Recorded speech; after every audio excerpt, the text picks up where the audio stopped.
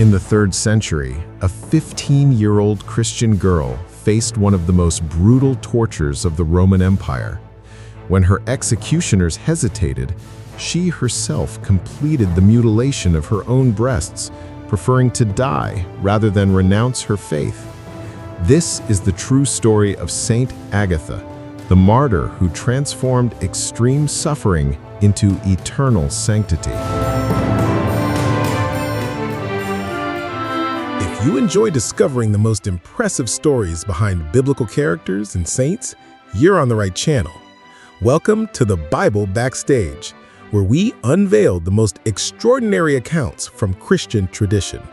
And today, get ready for a story that will truly move you. Hey everyone, have you ever stopped to think about how far a person can go for their convictions? Today, we're going to learn about the story of a young woman who literally gave her life for what she believed in. And when I say literally, you'll understand it's not just a figure of speech.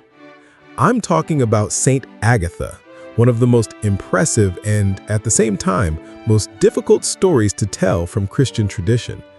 So sit back and relax, because today we're diving into a narrative that happened almost 1,800 years ago, but still makes us reflect on courage, faith, and determination.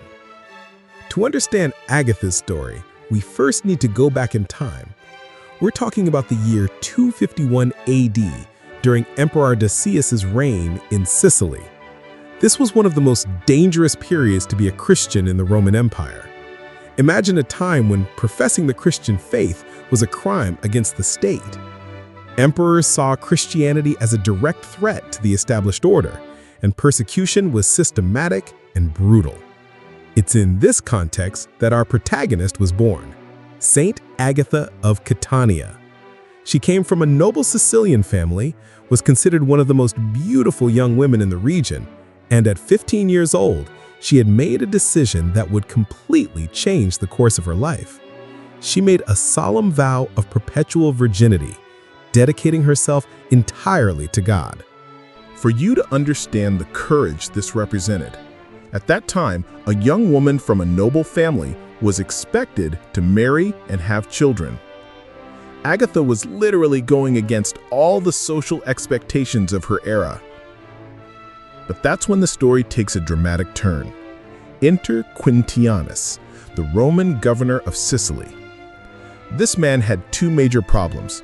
First, he was completely obsessed with Agatha. Second, he hated Christians with all the force of his imperial heart.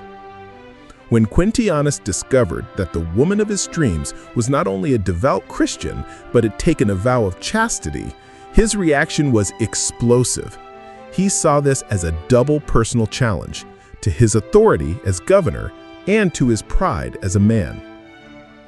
His strategy was diabolical. First, he ordered Agatha's arrest under the accusation of being Christian. But he didn't take her directly to the common prison. He handed her to a woman named Aphrodisia, who ran a house of prostitution, with a specific mission: break the girl's resistance. For an entire month, Agatha was subjected to all kinds of psychological pressure. They tried to corrupt her, humiliate her, confuse her, make her question her faith. They used emotional blackmail, threats, and promises. But you know what happened? She came out of there even more strengthened in her faith. Impressive, right? The corruption attempt had the completely opposite effect than expected. Quintianus was furious. His psychological strategy had failed miserably. That's when he decided to resort to more brutal methods.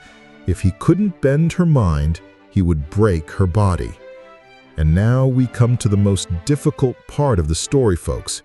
Quintianus ordered that Agatha be taken to the tribunal for a public trial, but it wasn't a fair trial. It was a theater of cruelty. He offered her one last chance, renounce Christianity, agree to marry him, and she would have a life of luxury and privileges. Agatha's response was categorical. She would never renounce Jesus Christ, and she would never break her vow of virginity. That's when Quintianus ordered one of the most specific and sadistic tortures. He commanded that Agatha's breasts be cut off. It was a torture aimed not only at causing extreme physical pain, but profound psychological humiliation, directly attacking her femininity. But here's the detail that makes this story even more impressive. According to the most reliable historical records, when the executioners hesitated before the brutality of what they were doing, Agatha herself completed the act. She preferred to suffer by her own hands, rather than give her torturers the satisfaction of breaking her. And do you know what phrase she said to Quintianus during this moment of extreme torture? "Cruel and infamous man, are you not ashamed to mutilate in a woman what your own mother nurtured to raise you?" Even at the height of physical suffering, she maintained her dignity, her courage, and her moral lucidity. That's what I call unbreakable inner strength. After the mutilation, she was thrown into a dark cell without any medical care. It was meant to be a slow and agonizing death. But it was during that night in prison that something happened that all the historical records of the time mention. Agatha would have received a supernatural visit from the apostle Saint Peter, who completely healed her wounds. Imagine the scene: a young woman mutilated and tortured, left to die in a filthy cell. And in the morning, she wakes up completely healed, with her body restored as if nothing had happened. When Quintinius learned of what had occurred in the morning, his fury knew no bounds. He interpreted that as a personal affront to the Roman gods and to his authority. He immediately ordered a second session of torture, this time even crueler. Agatha was subjected to burning coals and incandescent charcoal. But during this final torture, something happened that no one in the city expected. A violent and sudden earthquake struck Catania. Buildings shook, walls cracked, and the entire population interpreted this as a clear divine sign of protection for Agatha. The popular pressure became so intense that even Quintianus had to retreat and stop the torture. But Agatha's body could no longer bear so much suffering. Despite the miracle of healing, the subsequent tortures had taken their toll. She died a few days later on February 5th, 251, at 15 years of age. Her last prayer was a thanksgiving to God for allowing her to die faithful to her faith. Agatha's death, instead of discouraging Christians, had the completely opposite effect. She became a powerful symbol that it was possible to resist the Roman Empire and maintain faith until the end.